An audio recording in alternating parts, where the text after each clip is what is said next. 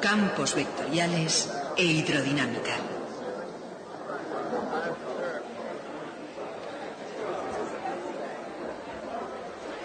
Cuando Isaac Newton formuló la ley de la gravedad, postuló la existencia de fuerzas que actúan a distancia.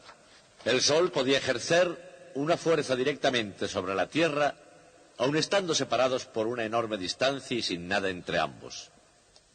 Y esa fue una idea que no satisfizo absolutamente a nadie. Incluso al más ferviente admirador de Isaac Newton, que era el propio Newton, le resultaba molesta.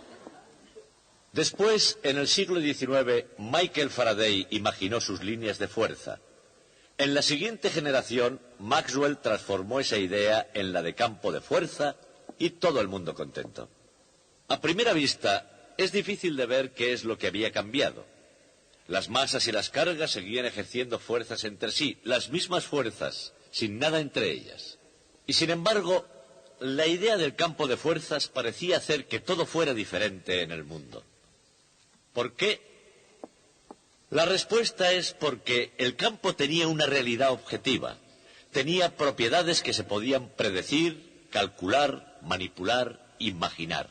El campo existía y se convirtió en un tema realmente apropiado para la investigación científica. Por ejemplo, sabemos que si el campo sufre una perturbación, ésta se propaga a la velocidad de la luz. La velocidad era inherente a las propias leyes de la fuerza.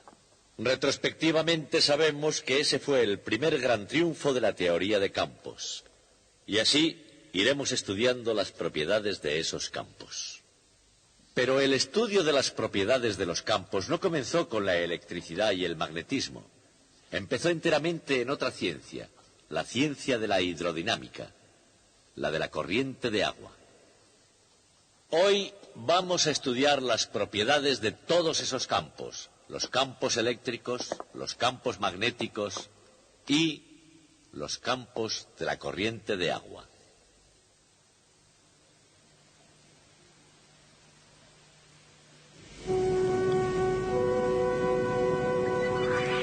Campos eléctricos, campos magnéticos y campos de la corriente de agua. Desde la creación del universo, o en términos científicos, desde el Big Bang, la naturaleza y todo lo que hay en ella ha acompañado a la corriente. Por ahí fuera, los campos magnéticos fluyen por inexplorados océanos del espacio exterior. Los campos eléctricos ensamblan las moléculas y los átomos formando la materia que compone el universo. Y más cerca del puerto que nos es familiar, en esa cadena de islas planetarias conocida como Sistema Solar, el magnetismo y la electricidad también dejan sentir su presencia. Pero aquí abajo, en el tercer planeta, contando a partir del Sol, hay algunas diferencias y algunas relaciones entre ellos. Una de esas diferencias es que, según es de todos conocido, solamente aquí en el planeta Tierra hay agua líquida. La segunda diferencia, la vida tomó parte en el fondo del mar y los lazos entre toda vida y todo agua permanecen intactos. Durante el transcurso de la evolución, alguna vida cambió, pensó que había cosas mejores que hacer sobre la Tierra y se arrastró del mar a la Tierra. Pero a pesar de la forma o función, del destino o la dirección, todos los seres vivos mantienen ese vínculo con el agua de donde procedían.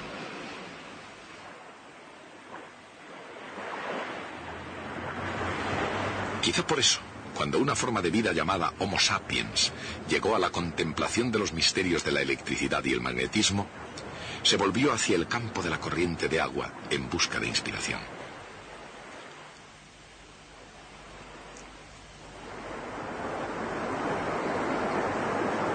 Mientras que puede parecer más difícil hacer encajar los flujos eléctrico y magnético en el ritmo de una corriente de agua, los campos de los tres tienen mucho en común.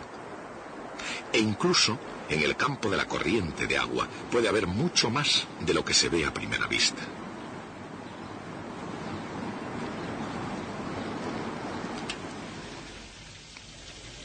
La aparente calma de este recipiente de agua, por ejemplo, pronto se verá afectada por un creciente remolino.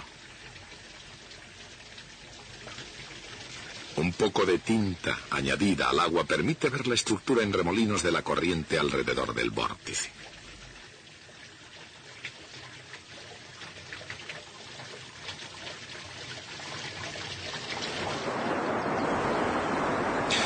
No es que incluso sin la tinta sea imposible obtener una prueba de que el agua está en movimiento.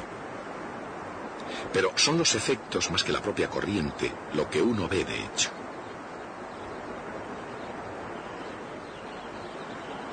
En el curso natural de los acontecimientos, las burbujas de aire, las hojas y las ramas pequeñas y sobre todo la forma agitada de la superficie revelan el movimiento del agua. Pero si miramos nuestro asunto con más profundidad, emerge algo muy interesante. Puede parecer un pequeño punto al principio, pero cuando se llega a los campos de agua e igualmente de electricidad y de magnetismo, resulta ser la pura verdad.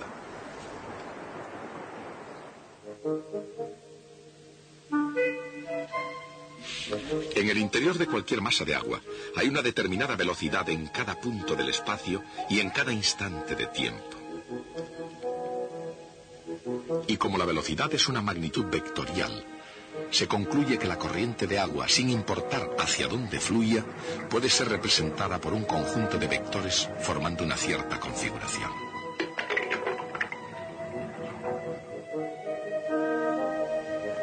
Exactamente de la misma forma, las fuerzas eléctricas sobre una carga de prueba se pueden representar mediante otra configuración de vectores en el espacio. Y también el conjunto de las direcciones que toma una aguja imantada en cada punto del espacio.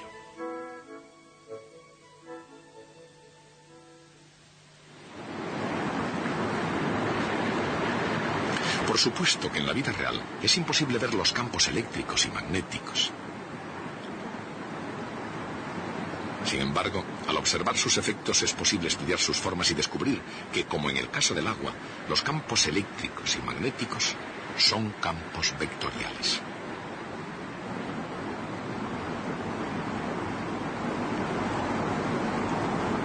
Lo cual quiere decir que los tres son configuraciones de vectores en el espacio y que los tres se pueden describir con el bello flujo de las matemáticas.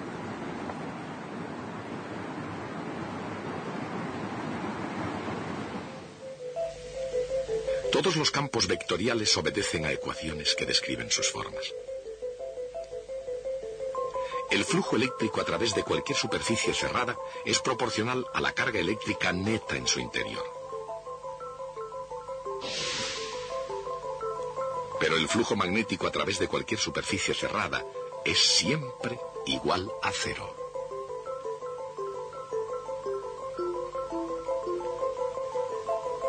La integral de línea del campo eléctrico a lo largo de cualquier trayectoria cerrada es igual a cero. Pero la integral de línea del campo magnético a lo largo de cualquier trayectoria cerrada es proporcional a la corriente eléctrica que pasa por dicha trayectoria. Estas ecuaciones son la moderna expresión de las enigmáticas fuerzas de la electricidad y del magnetismo. Pero, ¿qué se puede decir sobre el campo creado por una corriente de agua?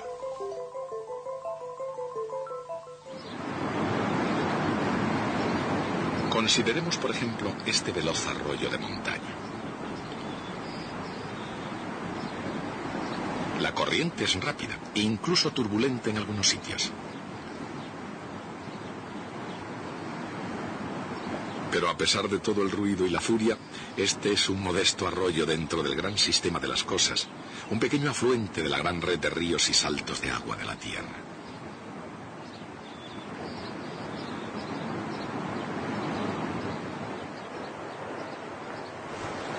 Su caudal palidecería si lo comparásemos con uno de los grandes ríos, como el Mississippi o el Amazonas, que pueden descargar más de 180.000 metros cúbicos por segundo.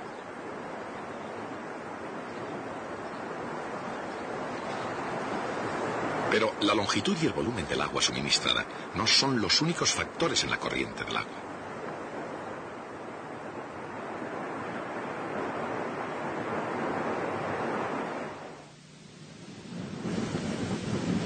Incluso, aunque estas tuberías del río Colorado, por ejemplo, puedan llevar menos agua que el Amazonas, pueden transportar el agua mucho más deprisa. La diferencia entre esas dos ideas, la cantidad total de líquido respecto a la velocidad en un punto, se expresa mejor con el concepto de flujo. La palabra latina flujo significa fluir del agua, y en el lenguaje de las matemáticas funciona del modo siguiente. Flujo es la cantidad total de agua que pasa por un elemento de área en una cantidad de tiempo dada. En un tiempo t es toda el agua contenida en una caja de longitud vt, sección A, y volumen vta. De ese modo, el flujo o ritmo a que fluye es igual a la velocidad v por el área A. No obstante, si el elemento de área se inclina con respecto a la dirección de la corriente, pasa menos agua a través de él.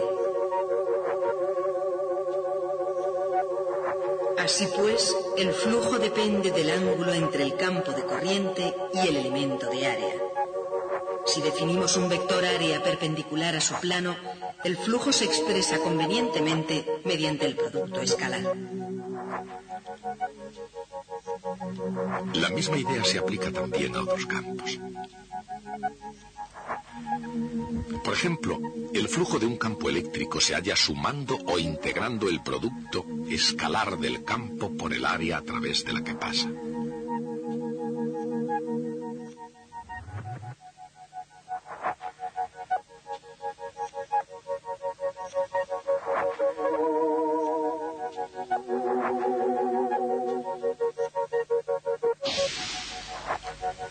Y del mismo modo se expresa también el flujo magnético.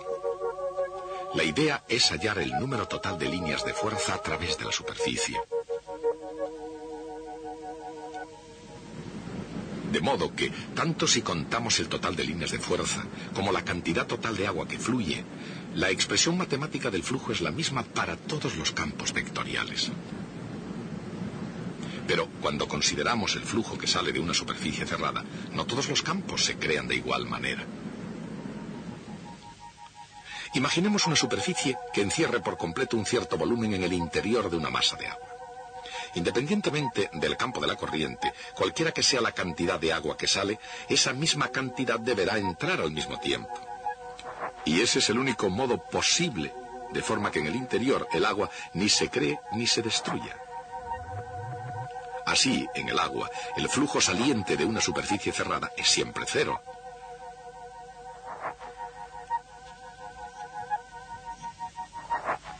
Y lo mismo sucede en el campo del magnetismo.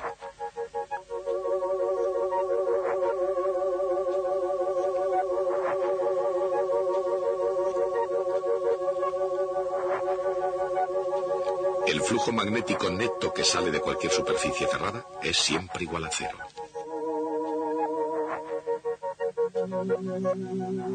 Pero el flujo eléctrico es diferente del flujo del agua y del flujo del magnetismo.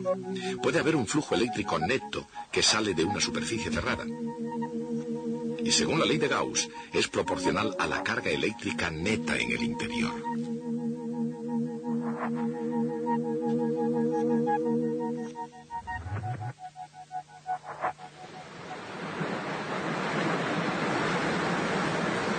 El flujo que sale de una superficie cerrada expresa una diferencia esencial entre los campos vectoriales.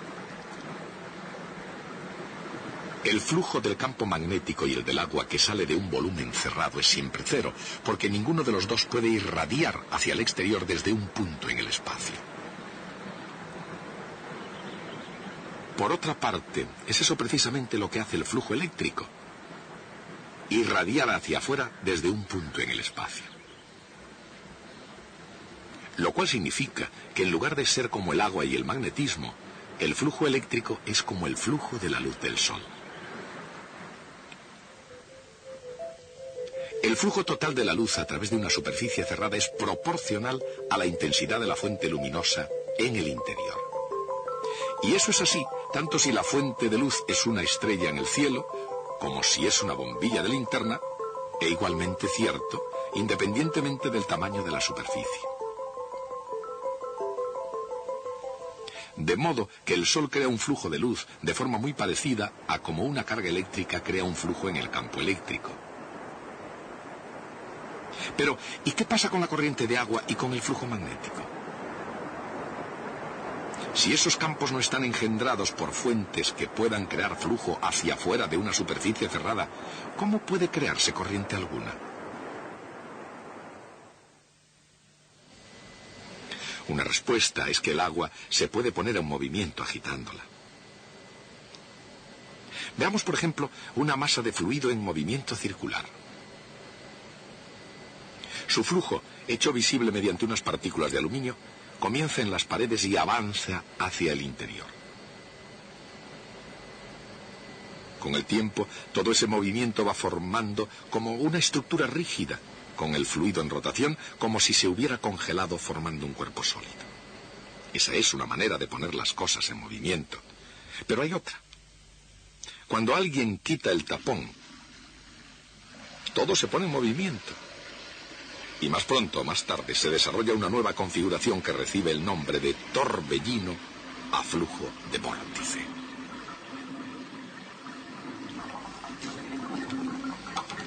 Es una clase de movimiento muy estable y una vez comenzado casi imposible de parar. Este mismo principio opera en el suave torbellino de una bañera familiar y en la destrucción causada por un enorme huracán.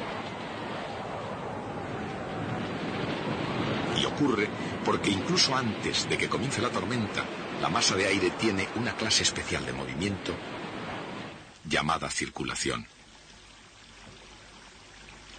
Y en el caso de una bañera, o en el de un huracán, de un incendio en el bosque, o de un tornado en un valle, la circulación lleva a un vórtice. Cuando primeramente se quita el tapón, el agua más próxima al centro de la bañera, donde el movimiento interno es menor, fluye directamente hacia abajo, siendo reemplazada por agua situada más lejos. Pero ese agua circulando más rápidamente al moverse hacia adentro conserva el momento cinético.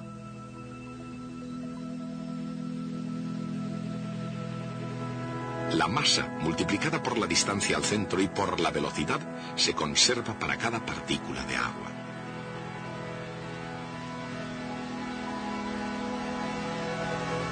Así que, a medida que se acerca al eje central del recipiente, cada partícula de agua gira cada vez más rápidamente, hasta que el agua irrumpe por el agujero en el centro del vórtice.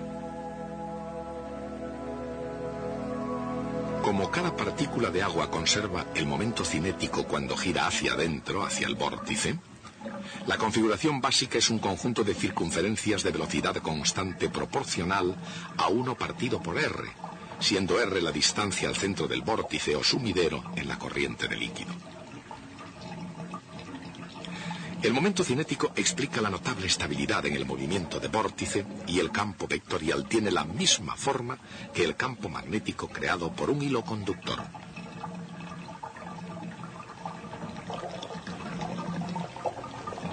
En el vórtice, por supuesto, los vectores representan la velocidad del fluido, mientras que en el magnetismo los vectores representan la intensidad del campo y no la velocidad de alguna cosa.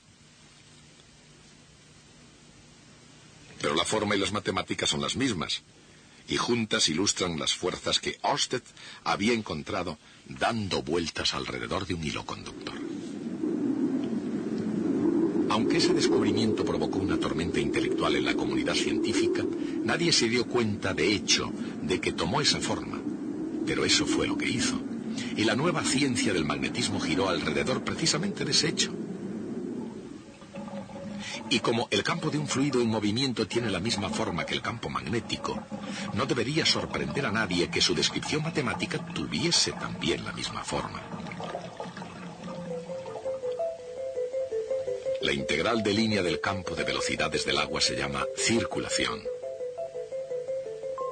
Como el agua se mueve aproximadamente en círculos con una velocidad inversamente proporcional a la distancia al centro, la circulación alrededor del centro de un vórtice no depende de la distancia del mismo. Es una constante proporcional a la intensidad del vórtice. De la misma manera, la integral de línea de un campo magnético es proporcional a la intensidad de corriente eléctrica que crea el campo. Matemáticamente hablando, el vórtice es el origen del movimiento del fluido, exactamente en el mismo sentido en que la corriente eléctrica es el origen de los campos magnéticos. Y así como una corriente eléctrica puede formar un lazo cerrado, un centro de vórtice forma un lazo que recibe el nombre de anillo del vórtice. El campo de uno de esos anillos es el mismo que el campo magnético creado por una espira o lazo de corriente. Los anillos de vórtice, como todos los vórtices, son estructuras asombrosamente estables. Cualquier campo vectorial, tanto eléctrico, magnético o de la corriente de agua, se puede describir con solo dos magnitudes: su integral de línea y su flujo. Así, para cualquier tipo de campo vectorial, se pueden hacer las mismas preguntas. La primera, si puede tener circulación, y la segunda, si puede fluir radialmente hacia o desde un punto. Para los campos magnéticos y eléctricos que son constantes en el tiempo, las respuestas son sencillas. Los campos magnéticos tienen circulación, pero nunca convergen a un punto. Por otra parte, los campos eléctricos irradian desde una carga puntual, pero nunca tienen circulación. Esas son las naturalezas fundamentales de los campos estacionarios eléctricos y magnéticos. Sea de una manera o de otra, es relativamente fácil observar en muchos paisajes la circulación y el fluir del agua. Sin embargo, el fluir de los campos eléctrico y magnético es totalmente otra cosa. Aunque sean igualmente reales, son más difíciles de captar. No obstante, en términos físicos, los campos eléctrico y magnético existen en el espacio lejos de las cargas o corrientes que los crean.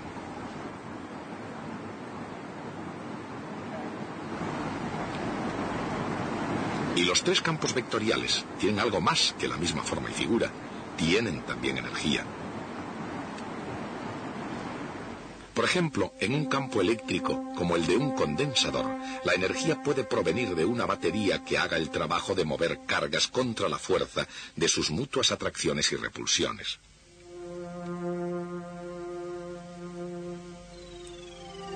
En un campo magnético como el de un solenoide, la energía también puede ser producida por una batería que hace que la corriente cree el campo magnético.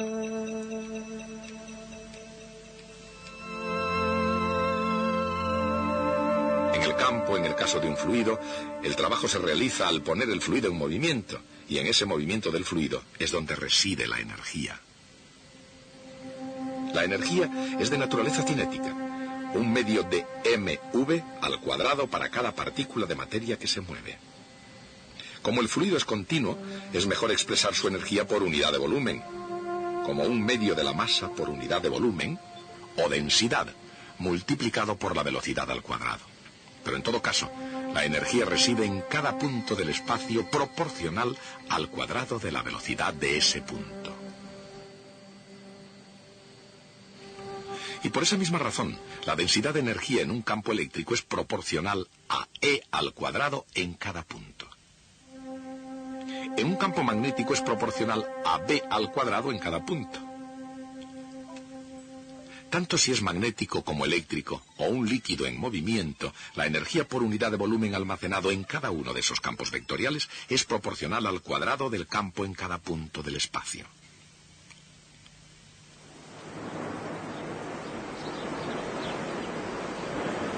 Así que, tanto si se trata de flujo, energía o circulación, algunos principios importantes del mundo físico se pueden ver en funcionamiento en uno de sus más primitivos entornos, en un río que fluye libremente.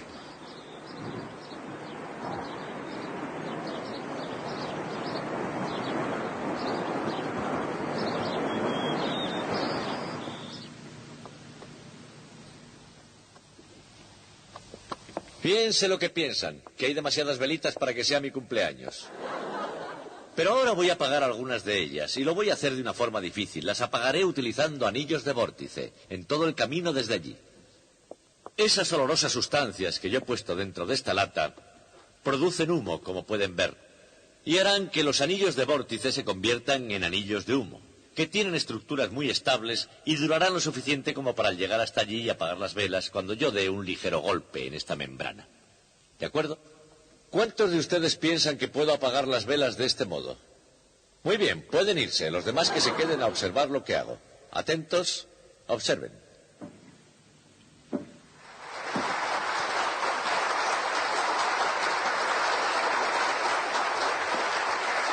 Cuando se hizo esta demostración por primera vez, en el siglo XIX, causó tal impresión que durante medio siglo algunas de las más claras cabezas de Europa pensaron que los átomos eran anillos de vórtice en el éter.